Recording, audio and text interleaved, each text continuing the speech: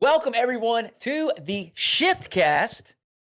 I am so excited to be here today. My name is Hootie Hoo. Alongside me, we have Michael and Jens. I'm going to let them talk a little bit about themselves. But before we do, just to kind of give you some groundwork for ShiftCast, we're going to be covering teams, rosters, performances. We're looking at some different segments. These guys have some awesome ideas. Michael, as you introduce yourself, why don't you go ahead and talk a little bit more about what all we're going to be doing here at the ShiftCast? Thank you, Hootie. Yeah. So to start off, my name is Michael. I'm a former writer for Shift. I'm an NA warrior who has been fighting for my region for years as I watch it slowly crumble. I'm really excited to be part of the Shiftcast. As you guys, most people watching this or listening probably know, Shift is best known for roster moves, but this isn't just a roster rumors podcast. We're going to be talking about everything: results, also obviously roster moves, maybe hot button issues depending on what the hot button issue is, and just overall, it's three people who really love the esport, who love the ecosystem that's formed, and who believe in it growing long term despite some setbacks in recent memory. I'm super excited to be here. I'm really happy that I was asked to do it, and I can't wait to get started. Yeah, exactly. That's what we're going for. I'm Jens. I'm the lead editor at Shift. So I'm just working on most of the articles, editing them, writing some, doing some interviews, hopefully getting to cover some of the LAN events live this year as well, just like last year. And if you have any opinions about our Shift Top 20, none of the people on this show have Leave worked me on alone, it please. directly, even though That's I've right. edited the articles. We're hands off on that one, so we're not going to shit talk it though. I think if you understand the rules of it, it's pretty respectable. Yeah, Um, absolutely. Either way, we're doing this podcast to bring you all a more weekly update on everything that's happened and that's going to happen. And that's my introduction. And I can't imagine it, but in the case people don't know you, Hoodie, maybe you introduce yourself a little Sure. bit as well. Yeah, absolutely. Yeah, so my name's Hootie Hoo. I do some streaming and some commentating and stuff. I initially got into the scene with ambitions of being a coach, but that's a tough climb, and it just kind of became exhausting. I was doing content on the side as well, and just over time, eventually began to enjoy that a little bit more. It went well, and so that's what we're doing now. I stream on twitch.tv/Hootie Hoo. Let me get you a little plug in there. And all I do is talk about RLCS. We do some show matches as well. I like some run some 1v1 show matches, showcasing some upcoming NA talent, upcoming EU talent. We try to get some Sam and Mina show matches as well. Um, but yeah, that's me. And let's get this thing started. I mean, we got plenty to talk about today. Today, we're just going to cover this upcoming season. There's been some structural, some format changes to RLCS. We'll probably get into that as we go through here and talk about some of these different regions. But first up, we've got North America. Actually, we have North America, South America, MENA, APAC, and SSA all occurring this weekend. It is going to be a busy weekend packed with all kinds of action. And I mean, the reality is it's going to be difficult to keep up with across the board. And that's why, or part of why we wanted to do this, so you can kind of get all that information condensed into a palatable package.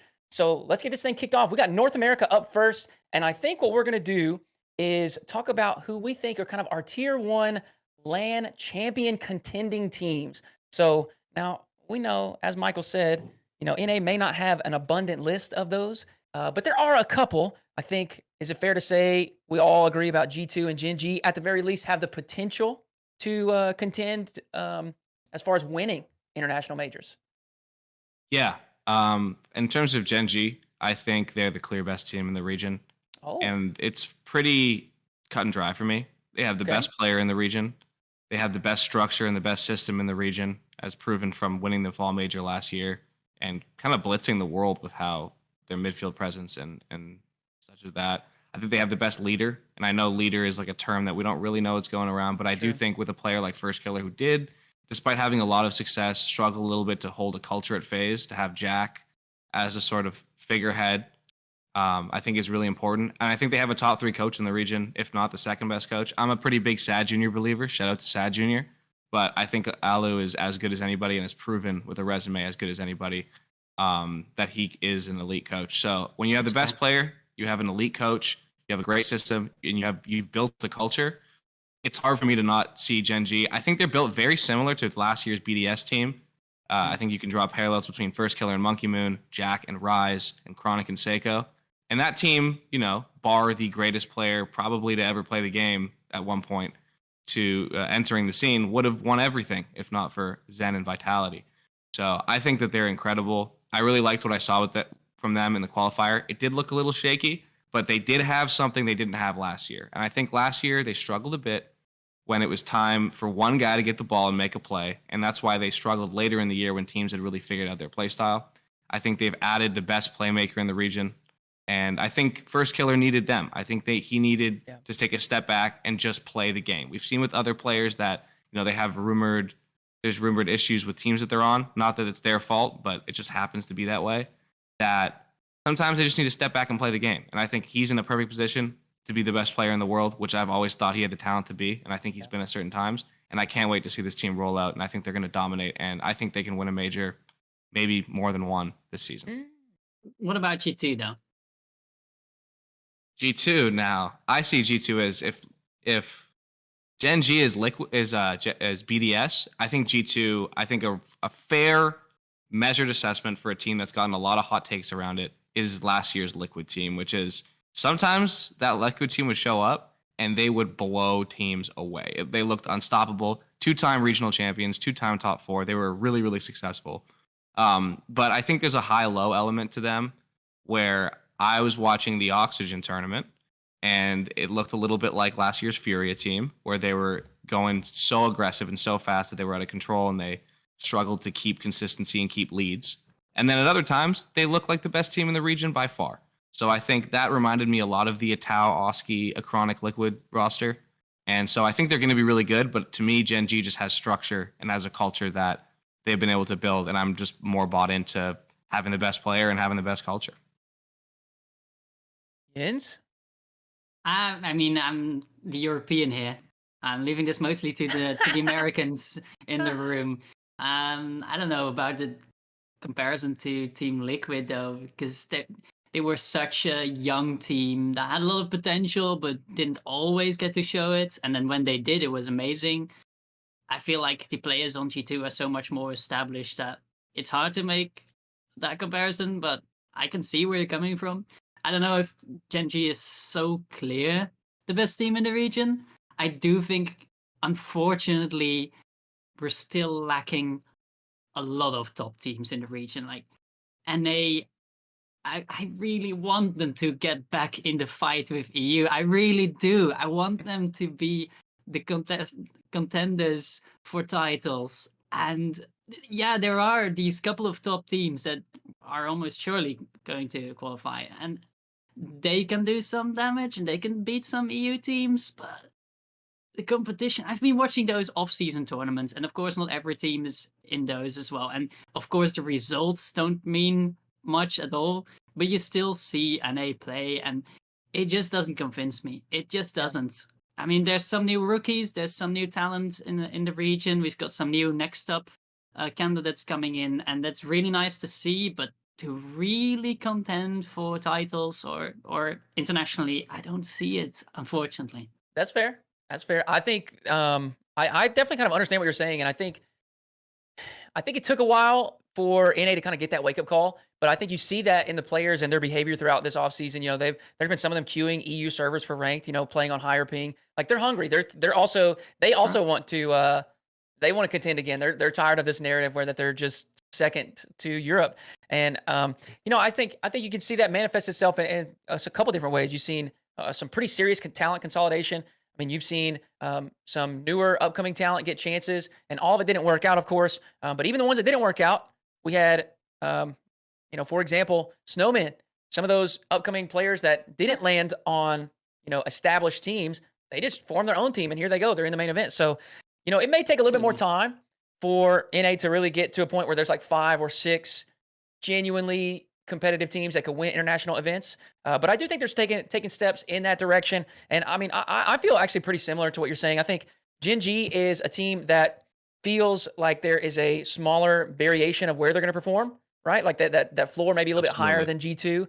But I also, I truly think that G2, I mean, they may even have a higher ceiling, I think. You talk about structure and environment. Sathu, that sucker right there, is a fantastic coach. He is very mature, and I think that a duo like Beast Mode and Daniel getting onto a team where they have a player like Atomic, and I'm not saying they should or should not feel this way or even did, but when you have all three of them are probably top 5 in the region, so there's absolutely no doubt in any of their minds that they should be performing. There's no more excuses. There's no more like maybe if we make this roster change or whatever else. Like it's put up or shut up, right? And so you've got a great coach with Sathu. You've got 3 incredibly talented players mechanically that have found some success here and there. I think those 2 teams, for me, stand out the most in North America. And then I would actually throw Space Station. Like if we're doing like S tier for my confidence as far as competing internationally, I think I would throw Space Station in like probably A tier or like an S minus maybe. I think they're right on the heels, and there may not be many people that agree with that, especially because Space Station maybe hasn't been super incredible throughout this like latter month or so of the offseason. But I think that LJ Hawkser duo, I mean, they popped off. They went crazy. And I think that was a lot to do with team composition, which is something that we, as viewers, like it's just hard for us to really grasp. We don't understand because there's so many layers to it, whether it's like socially, just personalities get along, even things like how they calm, whatever else. But we saw Daniel leave and we saw them add Hawkser, and everyone was like, okay, well, they're not making major. And here they go, have their most consistent split yet in the spring. So I think it allowed LJ to excel. I think it gave him some space, probably gave him some confidence as well to kind of be looked at as that like number 1 guy on their team. And Chicago, I mean, he's just a very solid player. You're not, he may not be a superstar, but he is definitely no slouch. I think that is going to be a fantastic team. I think it's going to be a balanced team too. That's something that I think is becoming more and more common as we move away from the days of like 1 superstar, 2 supporting players, 2 superstars, 1 glue player. We're at that stage now where you really need all 3 to be capable. And so, like I said, those 3 may not be in the same tier as an FK or a Beast Mode, but I do think that they're going to work well together. I think they're very mature. You talk about environment. Shout out to Sad Junior. That Space Station squad. So I think just underneath that very top 2, I think is Space Station, and then we'll jump into this tier 2. But I think tier 2 is like 4 through like 10. It feels like everyone else is just right there, and they can all beat up on each other. Yeah, that's the problem, right? Yeah. It's going to be really exciting to watch NA as a region because there's so many teams that can really compete for like the top 5, top 6 spots. But to really see them get closer to those Gen G, G2, that's what you really want to see. And That's right. Don't know if it's going to happen. I hope so. I would say, when I look at what does it take to get really far at an international event, and I think at this point you need 2 guys who on any given day could be the best player in the world. I see G2. G2 has beast mode. We saw it at G8. We see it every once in a while in a regional where he wakes up on the right side of the bed and he looks 10 times better than anybody else that's ever played Rocket League. It doesn't happen as much as you might hope, but he still has that potential of like, who is this? I think First Killer's the same way. And I think they both G2 and Gen G have duos. And I love Jack. I think Jack's going to transition into more of a quote unquote glue guy. I think just for team composition reasons. But with First Killer and Chronic, and then I think Beast Mode and Atomic with Daniel being really, really solid on defense, always being a defensive guy. I think they have that. I don't think any other team in North America has that, except just maybe by the end of the year, my team that I would maybe put where you have Space Station Hootie, which is Shopify Rebellion. I am a big believer in the Rebels. I believe that them and M80 are probably. I feel different than you guys. I think those 2 are clear tier 2. I think because I think their skill ceilings are a little higher than the rest. I kind of want to put SSG in there because like LJ is phenomenal. Might be the 2nd best player in the region at this point. I think his resume in 2023 was the best of any North American player in terms of the players he was playing with and the quality wins that he got, especially at Worlds. But to me, I think Justin's getting a little bit of a 2021-22 Alpha 54 treatment. That kid can still ball. Yeah. He's still a generational talent. And we all wrote off Alpha when he had teammates that were past their prime. And then he got on a team with teammates that weren't past their prime. And we're like, man, Alpha 54, he is just incredible. And I'm not saying Yeah, I'm not saying that Two Piece and Parth are Zen and Radosin, but I think that Two Piece, especially if you look at his statistics last year, if you look at how he's been playing, is a really, really high level talent. And I think having Justin, having a veteran who's been through everything is really going to help him. I think that team, along with M80, who I think I like to call them Clip FC, they might not win every event, but you bet if we still have a top 10 highlights thing, they're going to be like four of them. It's pre Jump City over there.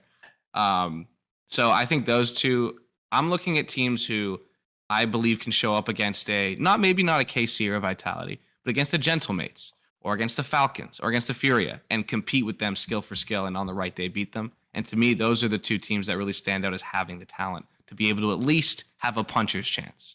Yeah.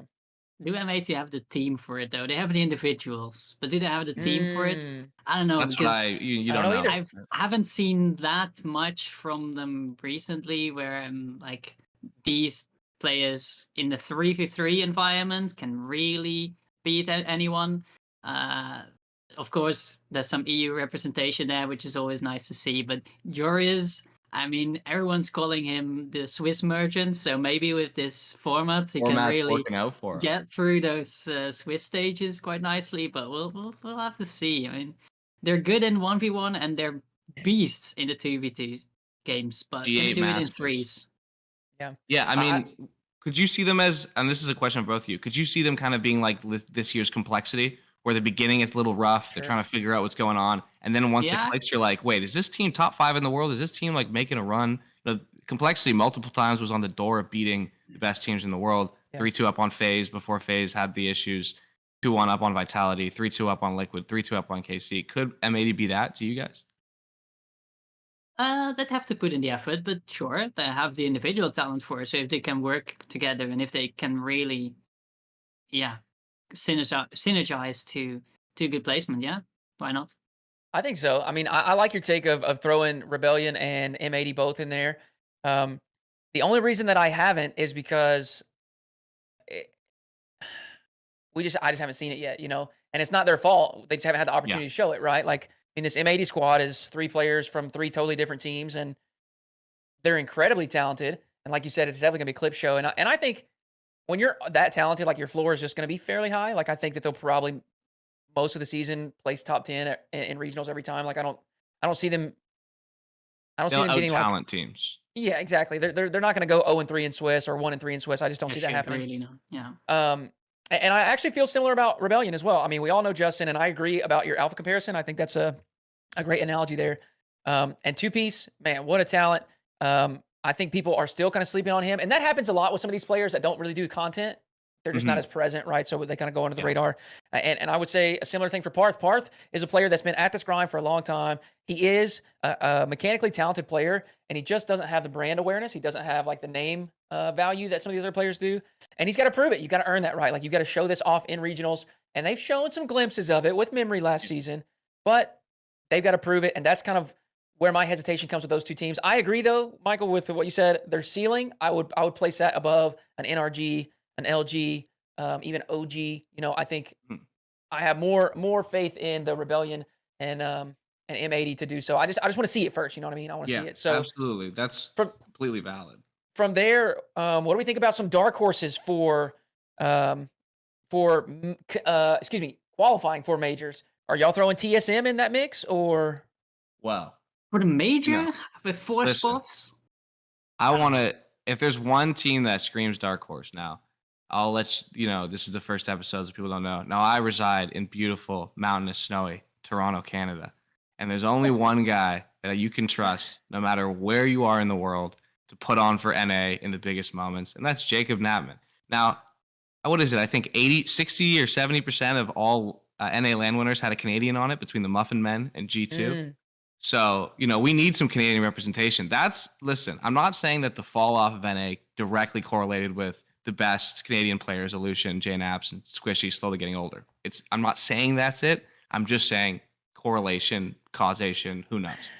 you might But be onto something there. listen, the Nat Man, we keep saying it's over every year. Is this the year he's retiring? Is this it? And he's the only. I mean, I say this all the time. I'm a homer, but also just a big JNAPS guy. The guy beat Turbo Pulsa, K-Dop, and Violent Panda in a LAN final and beat Rise, Vatira, and Joyo in a LAN final. That That is is a ridiculous, probably will never happen again level of longevity. And I'm not ready to count him out because he hasn't proven to me that I should. So I'm going to say OG is my dark horse. I still think Nolly's fantastic. I think Calm's a little underrated. And I always will have faith in my beautiful, handsome king, Jacob Knappman. I love that. Yins, dark horse. Ooh, I mean, looking at the teams right now, and not everyone has had the best off season, I feel like, Right. but Dignitas really have done well, Yeah. and I feel like Gyro, people count him out for a while, but he seems to be back with Arsenal and Evo, so maybe they can do something.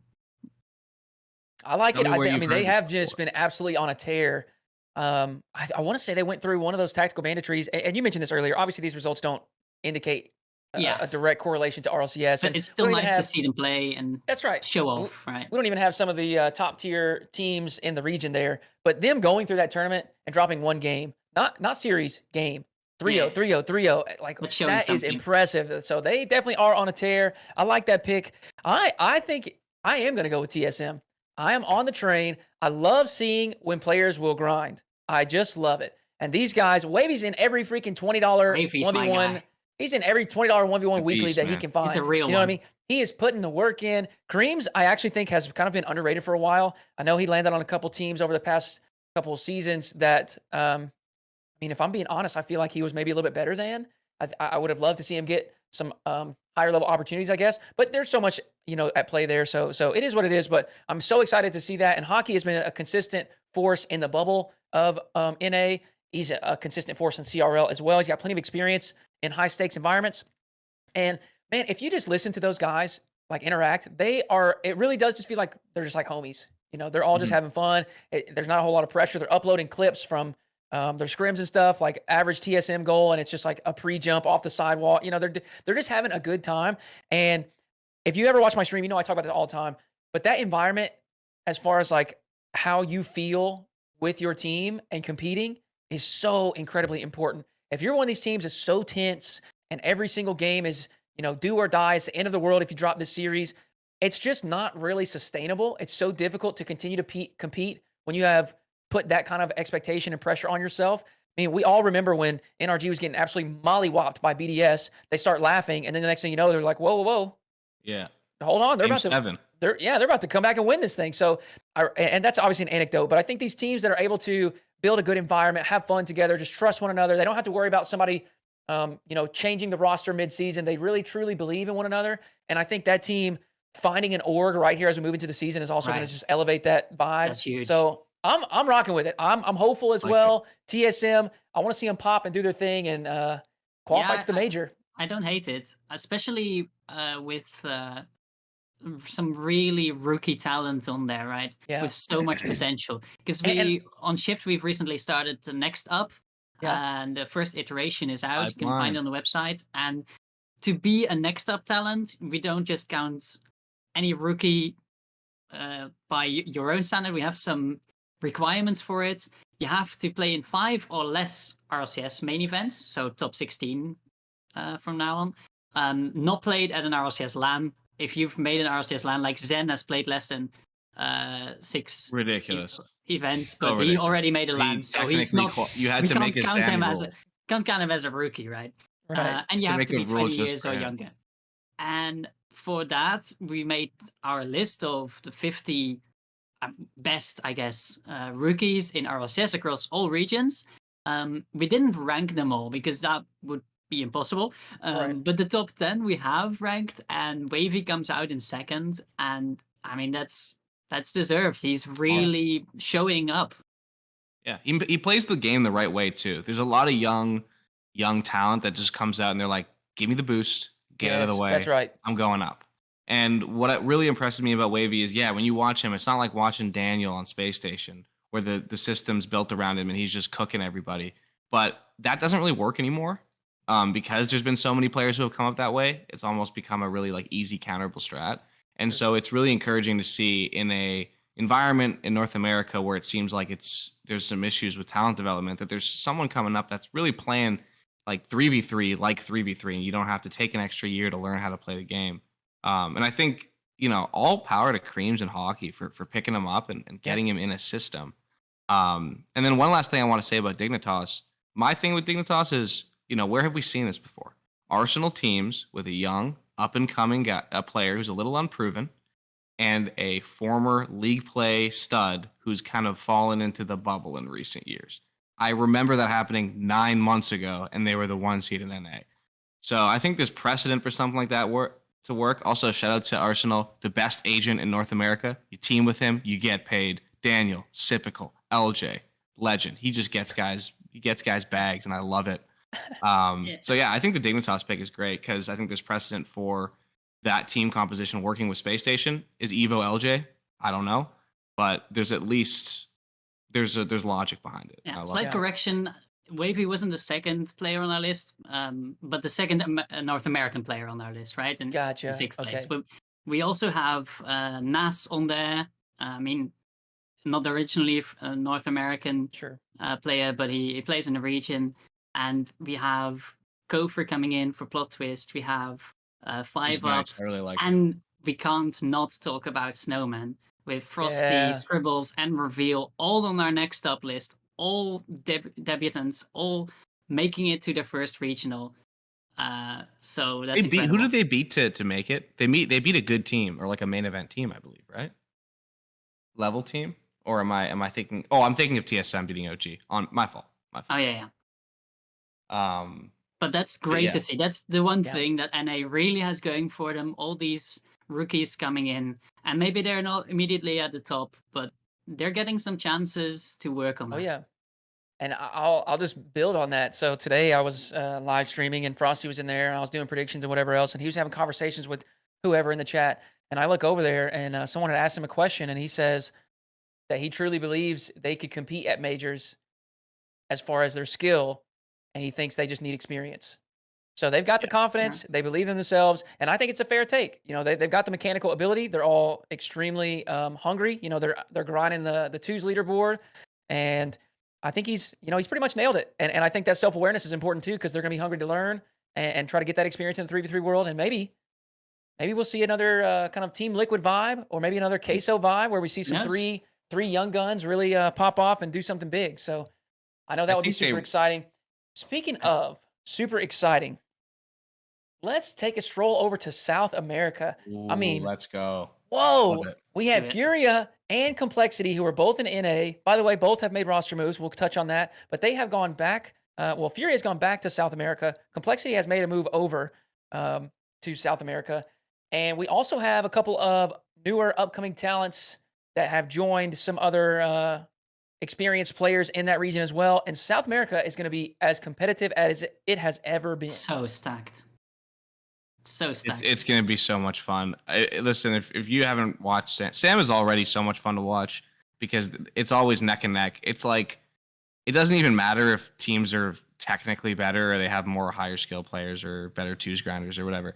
Every Sam event is just close matches, 7-game series. You got to be tapped in. There's no excuse at this point. So let me ask y'all this. And I actually want to, as I said, we'll talk about this format as we roll through here.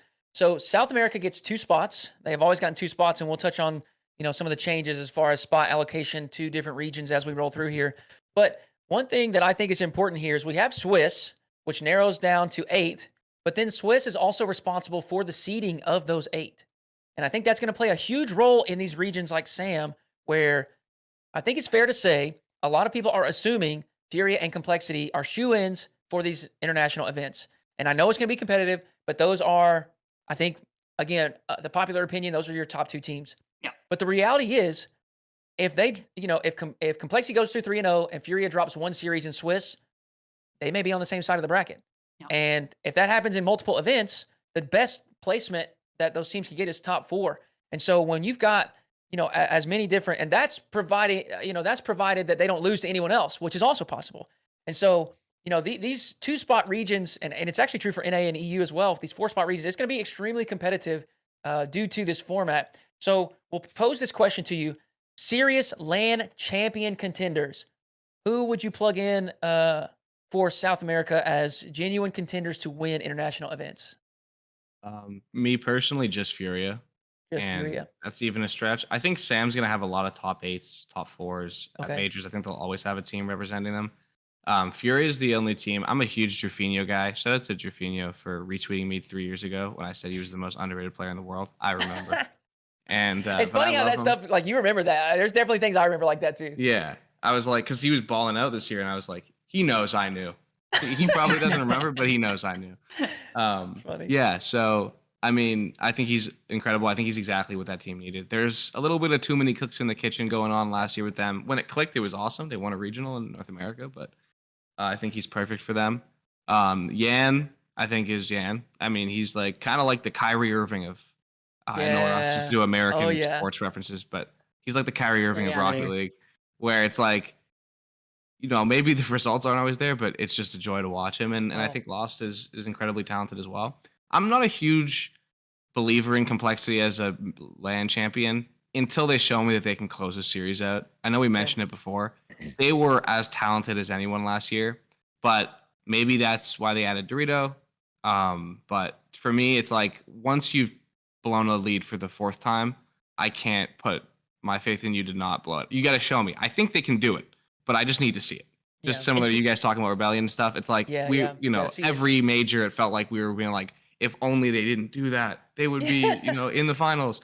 Yeah. So I'm gonna say no for now, but I would love, please prove me wrong, because CRR, man, that kid can play, and I Baller. want to see him play. And so with Razeable, I think the greatest South American player ever. I think he's passed card with this season. So yeah, I think Furia right now is the clear tier one. But I also think they might not make majors because of how Yeah, weird Sam is. that's So right. I don't know. It's just like so much possible. fun. Jens, what do Yeah, you there's think? so many teams that can make it. But for complexity, I'm really interested to see what the Dorito move is going to do. Yeah. I interviewed CRR for the top 20 interview, and we couldn't include this question in the actual article because by that time that the Shift Top 20 article went out, it wasn't confirmed that Dorito was gonna have that spot. But Yeah. CR told me he was just as surprised as the rest of us that he was teaming up with Dorito again because they have so much history going Yeah. back so far, but they thought that was it. And then the opportunity arises, and suddenly Dorito is their best pick, and they're going with that. And I mean, if they believe that it can work again, they have all this synergy going back so far. I mean, why wouldn't we trust them in that? I Yeah. think they really can be that top two team in the region. Of course, yeah, the brackets uh, can throw it all overboard, but they're gonna have to hold off a lot of Yeah. good teams like Ninjas in Pajamas, bringing in Swift, who is Yeah. one of our Oh, top picks for please the make a next up major pick. nip, please. Yeah, when it comes to the next up rookies, Swift is up there. He is the second just behind Nupo. So yeah, it's crazy what Astromic has done for the region. He brings in so many new talents. He is the you know He's a talent scout. agent. Yeah, He's in the he's the streets, scout. man. Yeah, He's in the streets of the twos ranked, it's and he's got incredible. his eyes peeled, man. And he's done wonders. They need to give him like a lifetime achievement award when he calls it, because man, what would Sam have done without Astromic putting on his scouting hat? Kind of real. And talk about talent and Sam. I mean, we have like the W7M Esports, Wisty and Diaz. Diaz has made huge waves in the offseason in the one scene, of course. It's not threes, but there's two talented players jumping in alongside Realis, who's got some experience as well. We'll highlight Team Secret with KV1 and Brad, bringing in Mata, Crew with Bims, Card, AJG. I mean, like you said, it is just a loaded region. There are so many incredibly talented teams. And like we said at the top, only 2 spots. Um, I am definitely, I don't always make sure to seek out, VOD or watch these matches, but I am going to this season because Sam, especially once you get to that top 8 bracket, I think it's just going to be really, really exciting. Incredible quality matches all the way through. So let me ask this. I think I am on board with Michael as well. I feel confident about Furia really probably is the only team contending to like actually win events. And even that, like you said, maybe a little bit shaky. From there, do we feel like Complexity, Ninjas, Team Secret, Crew? Do you feel like those are all kind of in that same A tier right underneath it as far as contending for majors? And would you throw W7M in there? They're a little bit newer as far as talent goes, but do you think that they have it in them to grab one of those two spots once this year? I think W7M is the lone tier 3 team, just because I think they're very similar to TSM. They're young, Yeah, yeah, they got really great talent. They seem to be clicking, but they might need a little bit just to sure. get working, figure out the grind of a schedule, which I think is underrated. I think a lot of players sometimes struggle or over exert early in their Yeah, first seasons absolutely. because they don't know that it's a long season, right? It's grueling. I see Crew. Crew is Bem's card AJG, correct? Yeah. Yep. Yes, sorry. I get them and Secret mixed up. I believe that team is very much the OG of Sam as well, where it's like they're all good, but they were never like the guy. Or Bems, I guess, sort of. I think they're going to be good. I think they're one of those teams that are going to be more consistent in a pretty inconsistent region. I mean, Card is like, King card. King yeah, card. he's the king. So I think that they like him and AJG together is something that I'm really excited to see because I think they're kind of cerebral players, and I think they can set up Bems, who was trying to play that mechanical role on the old crew team, but it was weird because they were just also kind of a more team based squad. So I think I'm really high on them. I'd probably put them at the top of A because I also think AJG is just underrated. I think he's really Yeah. good. About W7M, I mean, it's a tough goal to put them below the other Sure. top teams, but maybe you're right. Maybe they are a little bit lower, but they are joined by teams like Hero Base with Drop, Mhm. Sad, and Klaus, and You're right. 3 Point I forgot about Shooters, which is uh, one of the only teams that isn't like fully Brazilian or 2/3 Brazilian. that. Mhm. Which is only one Brazilian player. Still Brazilian talent on that team, but there's some other nationalities from South America coming through there as well. And then there's a team with Kaio on there, Jan and Dapluto. I'm maybe even a tier below them, but Mhm. there's so many teams that could cause upsets Yep. for the top teams. So it's a tough call. It feels like North America and South America have kind of mirrored one another, not Yeah. to the exact same degree. Like NA may have like 4 or 5 teams, and South America may have like 2 or 3. But now it's starting to feel like 6, 7, and 8 in Sam. I'm not saying that they're going to win events, but they can take those matches off of those top teams if they're Sure. not on their A game, right? And I think that's true for NA as well, where we've always had like the big three back in the day, and then you saw like Rogue and Envy and Space Station grab some wins, and now it's starting to trickle down where you got 9, 10, 11, 12 even is threatening. Again, they may not be looking to win events, but if you're not on your A game, a Space Station can definitely drop to a Pirates on a boat if they're not playing well. So it feels like both of those regions are going to be very competitive. It's going to be exciting to see who grabs those international major spots. And let's move on to our next region with MENA. MENA. So we had, we'll talk about um, the tier one. I think that's pretty defined. I imagine we're all probably going to agree there. But I think to roll into that, let's talk about this. It wasn't, I'm just going to call it's a trade. Yeah. And we had Straight Nupo up. initially for Gamers 8 play alongside TRK and Ahmad. They were under the Falcons banner. And then you had Rule 1, which was the twins, Rawas, Kalirs, and they were playing alongside Mawson. Yeah. Mawson, unfortunately, got the short end of the stick. He kind of got left out there. But then we've seen just TRK picks up the twins. They're playing for Falcons. Ahmad and Nupo go to Rule 1. They grab Khaled. And I think, and y'all correct me if I'm wrong, but I feel like that's surely got to be the top 2 teams in the region.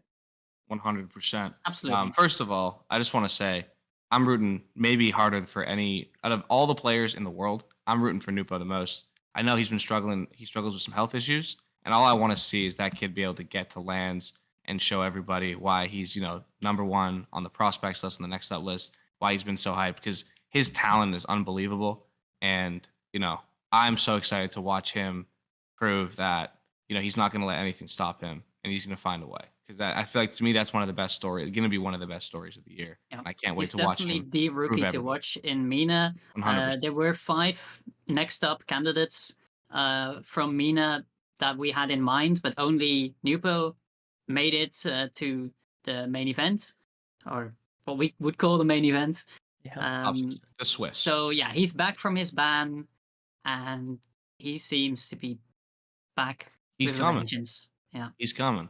I The think. o- I mean, I thought he was a top 10 player going into this year in the world. I think Nupo is unbelievable. That being said, I still don't think that his team is better than Rule One, because I think Kalir's is a little overshadowed by his brother, because his brother is so Yeah. good at ones, but is better than his brother at threes. I think Rawas is maybe the best goal line defender in the world right now, and just a stud. Like, he's just your standard ones prodigy turned counter attacking defensive mechanical monster that every team needs at this Yeah. point.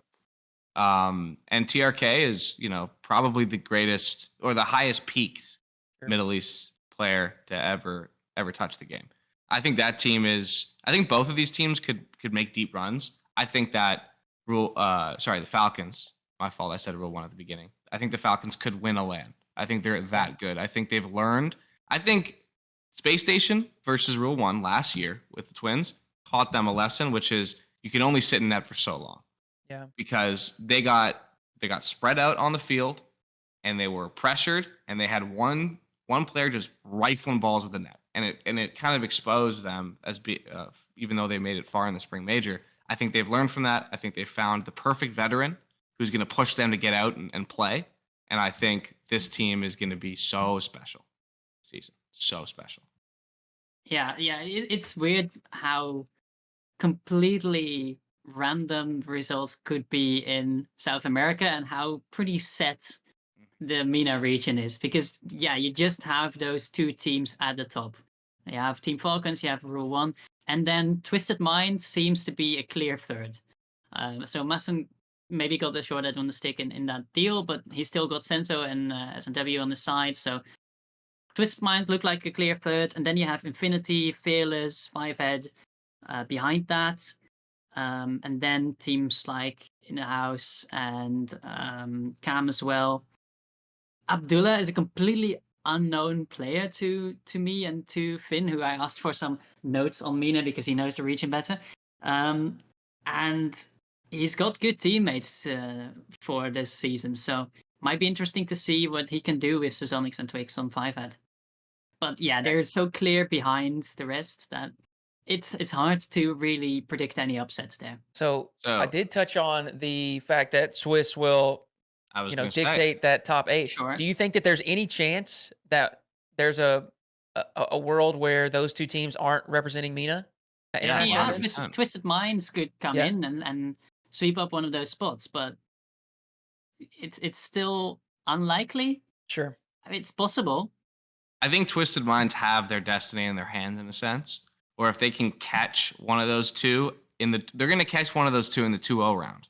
Yeah. And if they can get that, if they can beat them in that 2-0 round, they're going to set up a date between most likely the 2 of them as the 2 and 3 seed in that semifinal, while they get to play, lesser competition going to the finals. So to me, Twisted Minds has the chance to cause problems, especially early, because you can catch better teams early in tournaments. Oh yeah. Once you get to Saturday, Sunday, like, the best team on the weekend usually wins, but you can catch them early. And if they can steal a series in that 2-0 round of Swiss, or dominate to the point where they get the least goal differential, if we're still doing goal differential, seed, and have them play each other in the 2-0 round, you're able to set that up. So I think they could do it, but they're gonna have They to. really have to do it themselves, because they can't trust. Exactly.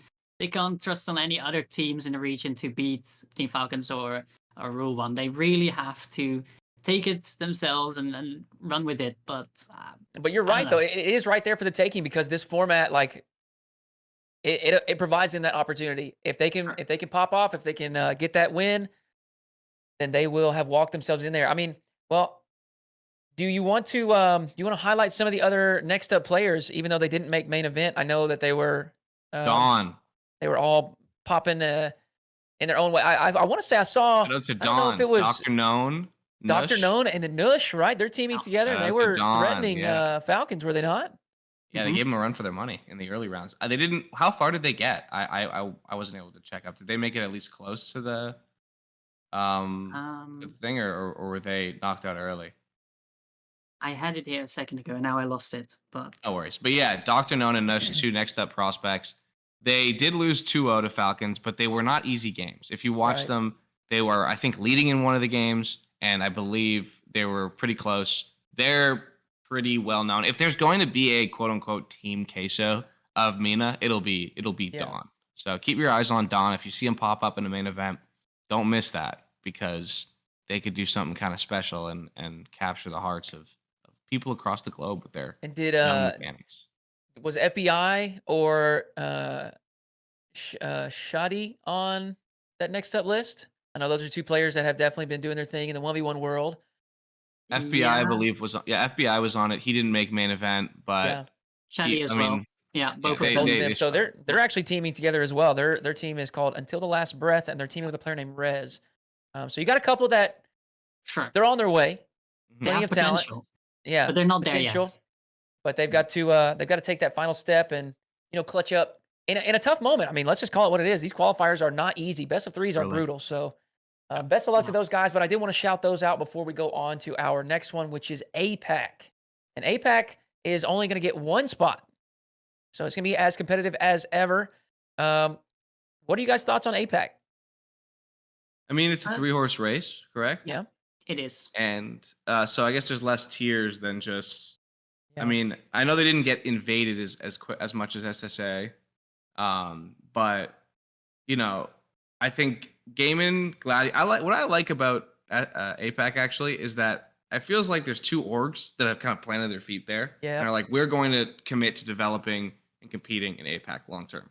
In the same way that NA has had G2 and NRG, Yeah, and you have teams like Vitality and BDS in EU. It feels like Gaiman and Elevate have said, we're here to stay. We're here to get the best players, develop the best players.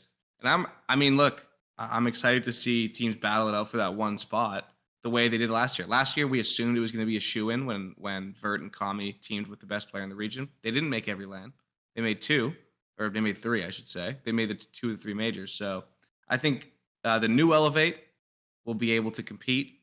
Yep. And I'm excited to see, like you said, you take one day off in this format, all of a sudden Yeah. things get weird. Things get really weird. You don't get that immediate qualification. The Swiss can be strange. It's entertaining for us, but it probably sucks as a player. Yeah, I'm pretty excited to see how this plays out over Yeah, the entire Elevate have got the best prospects in the region at the moment, Sphinx, on their team, together with LCT and Kevin. And Shout out to Kevin, content monster. how could you Content not king. love the Content Bismillah monster. flick? Of course. Dude. Great guy. So yeah, would love to see more out of them, especially with that prospect, one of our next up candidates. And they have also this team with Corrado, who couldn't make a top 8, and then there's J-Box and I, two next up players playing with Burn, who's got a lot of experience in the region. So Beat FaZe Clan that one time. That's another thing I remember. That's right. Remember when Detonate took a I do game off remember that. FaZe? That's right. He was there. yeah, so on Detonator, if Burn believes in these rookies, they've shown that they can play. Detonator could be an interesting one. Yeah. And just to make sure everybody's up to date, because we did, like Michael said, there are a couple of orgs here, but they've also kind of done a little bit of a swapping. So Gladiators, which was a totally different squad last year, is now Maxu, Virtuoso, and Realize with Coach Marky Duda. So they have just, I guess, moved on from Kami and picked up Maxu. And I think that probably is the favorite in the region. I think that team probably expects or hopes to make major consistently and represent this region at Worlds.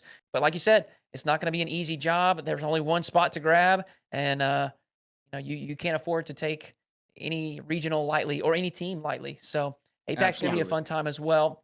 And now, Yeah, you've got Bokatachi with 2/3 of the old Detonator roster with Furlash, Lunatic, and Mikan. So that's something to keep an eye on. And then, yeah, Elevate, we've talked about that. So those 3 teams, Gaming Gladiators, Bokatachi, and Elevate, are the 3 horses in this 3-horse race. And Yeah, like that's you a said, good you got a point. couple others with upcoming talent that could potentially threaten them here and there, maybe take a series off them and punch them a little bit lower seed from Swiss. So The, Gladiators, certainly not a shoe in. They've got their work cut out for them.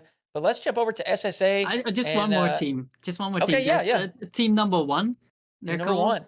which is 2 Egyptian players and an English Okay. guy who seem to be actually playing from Egypt and from England, because they have competed in some regional tournaments there. And there's very little information on this roster. It's going to Would be love really to know how it interesting came to together. see. I mean, they are playing from the Egyptian guys are playing from Northern Africa, which would like technically be Middle East and Northern Africa, right? MENA, but because they don't get the best ping to Saudi Arabia, it's not too big of a change for them to switch over to a different region altogether. Yeah. So it makes sense for them to try something in Asia Pacific, and yeah, they're just completely unknown quantity at this point. Yeah. So we'll talk about that too as we transition to SSA. That is a pretty stout rule change. So we'll cover all this together. MENA last season got 1 spot at international majors. This season they now have 2. There has been 1 spot taken from North America, 1 spot taken from Europe, and as I said, 1 has been allocated to MENA. So they get their 2nd spot. So now you have NA getting 4, Europe getting 4, OCE, SAM, MENA, they all get 2. You have APAC getting 1, and now you have SSA guaranteed a spot at Major and Worlds. One other change, and it's a big one, but we're just going to brush past it. There's no wild card. So World Yeah. Championships just top 16 teams, and it is that exact allocation that I just rattled off. But the big change is Psyonix and Epic have decided to essentially remove any and all location restrictions. So you can sign up to play RLCS in any region from anywhere. And as Jens was just pointing out, there's a player playing from England in the APAC RLCS, and so Seems like it. I'm it not seems that way. 100% sure, but And looks like it. Yeah. we'll go ahead and talk about SSA though, because it's definitely happening there. It's been a big topic of discussion, and we'll let you guys give your take on it as well. But I think my thing is the way that I interpret this is when we allocate spots and we have dedicated spots for specific regions, to me, that implies a priority of representation, right? I don't think it implies a priority of the top competition ever. I think if we were to do that, then we probably wouldn't allocate any spots to any region, and we would just try to figure out a way to determine what are the best teams on planet Earth. It doesn't matter where they're from. But since each region has a dedicated number of spots, with every region guaranteed at least 1, to me, that kind of says like, hey, we want to invest in all regions. We want the regions that maybe aren't so competitive at the moment. We want to give them an opportunity to play at these international events, experience travel, experience higher level competition, gain that experience, and hopefully improve when you bring that back to your region. That's what that says to me. But then the removal of any region restriction to allow any player from anywhere to queue on any server for RLCS, it feels like contradictory to that. I think, something we mentioned as we were talking about this before, and I've talked about this a lot on my stream. The reality is that EU 5 seed that they took away, right? Now EU's only got 4. It really could just be the 25th best European team that is now playing in SSA that grabs that major spot. And I just feel like it doesn't make sense to me. How do you guys feel about that? It's kind of a cruel joke, isn't it? Yeah. Spends all season dominating. They lose a spot. Yeah. But then the region lock comes out of effect. And now they're gonna maybe have 5 spots, more than NA. Yeah. EU, finally more major spots than NA. And the team that they send is going to get 0-9'd out. So I mean, I think I'm all for, I know Rise mentioned this on a podcast a while back. And a worlds that is smaller and unregion locked and is the 16 best teams Sure. based on points or international placement or whatever. But I think majors, especially if you're going to have 2, and I know you hope that hopefully they expand once again, should be the ones with the wild card where you have region locked teams and you're able Yeah. to get SSA teams and the APAC teams out 2-3 times a year playing like Get those reps. scrimming, playing ranked, because I think they'd prefer that. They like Yeah. I Yeah. mean, I look at the SSA teams. Do you want to show up to a wild card, scrim for 2 weeks, get 09 and go home? Or do you want to, twice a year, 3 times a year, be able to go get real experience, get on those servers, get on the ranked, and really like learn the game, right? And I think that worked for Sam and OCE when they were going to world championships twice a year, right? They got more practice than the a lot of the APAC and all the SSA teams. So I think it is a step backwards. But I hope that that Psionics and Epic they're seeing what's happening, and especially if a team that isn't from the region makes the land, because I think maybe their idea was like, no way a team on 300 ping makes Sure. land. I mean, Now it's like, it seems you like know. the idea is just to make everything the same as in Fortnite. And Yeah, I think so. that's And ping matters so much less in shooters. Like, It's also just like a totally different structure. I mean, it's an individual one person thing. This is a team yeah, thing, and I also think like them that's the two yeah. esports may have different goals, right? Like they may want to approach this with a different priority than that, or maybe that's our perspective. Clearly, I think you're right, Jens. I think it is definitely something to align the two esports. I think that's also why we saw that um, age restriction come down to 13 as well Right. to align with 100%. Fortnite. Exactly. So It's a So joint that production team as well, right? Like they have just one esports team at Epic now, which is why well, it's yeah, and been then that, the. Blast, yeah. yeah, I think. But Sorry, I meant like the esports team. I didn't mean production. That's oh yeah, they also fused that I mean, part so that's at Psionics and Epic. But in general, it seems like these changes to align the esport with the FNCS Fortnite competition, it's worthy of criticism because Sure. yes, the esports aren't the same. So if you're going to make everything the same, then some things aren't going to work out in the best way. And exactly what you said, Hoodie, if you try to make your esports events global, and Yeah. then you're putting a rule into effect that greatly increases the chances of those events not being global because some regions might not have any representation from their own players, then yeah, that's not the way to go. But we'll see how it turns out. It might not actually cause too much of an issue. We'll see. Um, for SSA, Limitless still seems like the best team in the region by a long shot. And they did make So a change. Who did you they? got Sweaty Clarence. Great name. Just That wanted is to a great name. amazing. highlight the name Sweaty Clarence. What a name. It's to die for, Snowy, Also a great correct? name. And Sweaty Clarence. Yeah, what Okay. you see in those kind of regions like SSA, and we've seen it in APAC too, is that the best players eventually get on the same team, and that's what Yeah. kind of happens. You get those super teams, and Limitless is that super team.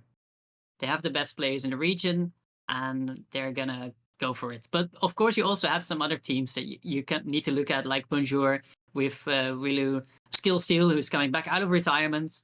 Don't know exactly Boy. why. Might be the rule changes that motivated him to come back into it with the prize pool and everything. I'm not sure. And then Cam, so you've got some reunion players in Wilu on there as well. But yeah, Limitless should be able to take that major spot. And I do want to go ahead and shout. There are, I mean, I'm looking here at, Drift Queens looks like a team that is mostly from Europe. I don't even know, Strask something. I don't even know how to say it. Looks like Yeah, they're mostly from Europe as well. yeah. There's Firehawks. one team, right? That's You like have really 9 good SSA climb. teams out of 16 Oh teams wow. in the Brutal. Okay. yeah. There's So what was the it's team hard. that there's a European team that I believe some people think is going to make the major. Young Money Clan, Can't. I think, is Yes, probably that's the Riho, one. Motion, and Nugget. Yeah, those are like twos grinders that Yeah. just I have have to decided say, to. there's one team, NXT Aquavites, are 3 Dutch guys, Mhm. so represent. But they're actually playing from South Africa. So Oh, cool. Okay. See, I don't that's have that. an issue with that. If you're gonna Yeah. up and move, you can't really Yeah. be mad at That's it. how I feel And about it as there's well. an Algerian team, which we've come to the same issue as the Egyptians. They have bad ping for their own Right. region. They might as well play to That the makes sense. different region. Yep. It's in their own continent. It's just in the south. Yep. And I do want to say this too, because there's definitely been some like discourse on social platforms. I support the players pursuing opportunities. Sure. It's allowed. The rules have made it this way. Whether Sure. we agree with the rules or not is one thing, and you can criticize the rule making and the different policies that have been implemented. But these players are just pursuing opportunity, and as long as they're being respectful and doing what they can as far as scrimming these other teams and just playing with integrity and everything, I don't think they should be receiving any type of hate. You can't blame players for doing what is allowed. It's allowed in the rules, right? So, I just wanted Yep. to say that because Absolutely. That Don't needs hate to the be said. player. Don't hate the player. Hate the that's game. right. Don't hate, hate the game. Exactly. That's right. They And didn't I want to push say Needs this to be too. said. While we're talking about this, I actually don't like if Psionics wanted to make things not focused or not prioritize on global representation, and they just wanted to make it the best 16 teams at majors. That's fine too. Like that's their prerogative. That's their choice to operate however they want to operate. That's fine. I think my I guess concern or complaint or issue with this is that it just doesn't seem cohesive. Yeah. Like we have taken that European spot Yeah. and given it to a team, or excuse me, given it to a region, but then we've also broken down the walls. So Seems now a to go European against top, their own philosophy. yeah, it just seems kind of contradictory to me. So that's really my only complaint with it. But yeah, you know, Well, yeah. uh, But as far as the region SSA goes, it's hard to say how the EU or the other teams that aren't originally from Sub-Saharan Africa are going to do. But Limitless should still win it all. yeah, And we have some teams like Bonjour, like I mentioned before, that all three players have world's experience. So that's really cool Yeah. to see. That's a team that can really do something with that experience, hopefully. And we have Guns, who is our only SSA next up representation oh, okay, on Mongolia Yeah. with Bertie, who's got Nice. some experience as well, coming from one of the other top teams last season, and Snoozy there as well. So Guns, cool to see him making it into that top 16, and we'll see how that team does. I just One- want to say one- one last thing before Yeah. we move on. I think in terms of the rules, the only thing that can really go wrong, and I think this is when it would become serious enough that we'd have to change it, is if that Young Money clan makes LAN. What's stopping? Because I believe you're only locked for the split. What's stopping a Magnifico or a Resolve or a team in Sure. that 7 to who is way out of the class of even like a Limitless? Just decides, hey, if they can make LAN, we can make LAN, and then Yeah, all absolutely. of a sudden they're not dropping a game in every regional. And so I think that's when it would become an issue. For now, I think it Well- hasn't proven to be. And at most, it's going to make the region more competitive. But I think It's a huge that's the risk as point. well, because those Yeah. players are stuck there for quite some time. There is a possibility of making a roster change if there's points involved, and it's like an official roster change in between those splits, in between the two splits of the season. But Mhm. any other roster change, so any other move to another region after you've signed up for one region, is not allowed for the entire season. Oh, okay. So then never mind. I was it is I was yapping yeah. on me. Well, there's a chance that there might be some interregional changes there in between the splits, but there won't be as many. So there's a lot of people who actually just locked in for the entire Yeah. season. Yeah, you can't take Okay. your full team. Okay. and- I thought it was just for the split. That's on No. me. No, That's that- fine. Never mind. So there might also be The- teams who are trying their luck in other regions with maybe not as strong a competition and find themselves actually not performing as Yeah. well because the ping is actually quite tough and the teams are actually a little bit stronger than you expected and they're just locked in for the season. So Yeah, tough luck, I guess. yeah, absolutely. You took It's the a risk. gamble. One, It one is what it is. positive that we can take from it is, it's going to feel really good if Limitless does, stave off any of the Sure. talent that has tried Absolutely. to grab that spot there in that region. I'm sure that will feel very triumphant to, secure that major spot for your region. For With sure. that said, we don't have OCE popped in here, but I imagine that we need to hit them as Yeah, well. we'll go left to right down the globe That's from on a me. European perspective. We're all good. We're all good. All right, so Again, a with that 3-horse said, race. we got one final region to cover, OCE. And well, actually, we got one final region to cover this week. We do have Europe staggered behind everyone. And actually, I'll touch on that for a moment too. You may be wondering why everything is on one week and then Europe's on another. And no, it's not just because they're better than everyone, which has been the dominant narrative recently. But it's here's the reason. The reason is NA and Europe at the moment are the only two regions that are getting an official broadcast on the twitch.tv/Rocket League channel. Um, from my knowledge, the Rocket League APAC, Rocket League SAM, Rocket League Oceania, et cetera, Rocket League MENA, that those talent in those regions have not been offered any position or anything. So it We seems don't as though know. Psionics is not. Nothing has been confirmed. That's the main thing. Nothing has been That's right. confirmed. Because So there have been some MENA casters who seem to allude to maybe being contacted for something, but it's all quite well, vague, and it's nothing official. Blast did, or I guess Psionics in one of the blog posts, they did recognize that they want to expand. I think is the word that they use. Expand to the regions that were previously getting a broadcast and some support to have those regions shown on an official Twitch stream. But yeah, that is I think probably the main motivation for having everything on one weekend because there's nothing to overlap right now. All we have is NA versus EU. And so that's why they're kind of staggered a little bit. But we'll move on from that. So OCE, you guys, you say it's a 2-horse race? Three? Three? Okay, so we've got a little bit of shuffling going on there as well. And I'll go ahead and read off some of these rosters. We have Pioneers, which is Scrub, Amphis, and Fiber. All three players were on 3 different rosters last season, so they're all coming together. I'm excited to see how those 3 play together. We have Power, Torsos and Fever sticking together, but they have added Banana Head, which is possibly my favorite gamer tag in the scene. Banana Head is just fantastic. And then I'm assuming that you guys are talking about Chiefs, Esports with Gus, Hunter, and Super Lucky as that third horse in the race. Yeah, that's right. Yeah. OC, let's not be, they were once the region. Like they were like the next top 4. Chiefs was at season 4, season 5 Worlds. I think I missed on both of them. And they've struggled, and it's really not their fault. Just because, I missed. It's not really their fault because Sam can play with North America, and Mina can play with Europe, and they're just stuck out there. But I think one of the issues they had last year was a little bit of roster fatigue. Yeah. Where it felt like on a larger scale version of what happened at NA, where NA's rosters were just kind of they've been together for a while. Maybe they needed a little bit of a shakeup. I'm a big fan of the Pioneers roster. I have always been a Scrub truther. I think he's awesome. I think he's exactly what a player like Hunter and a player like Fiber need, which is he's willing to do everything. Big fan of Scrub.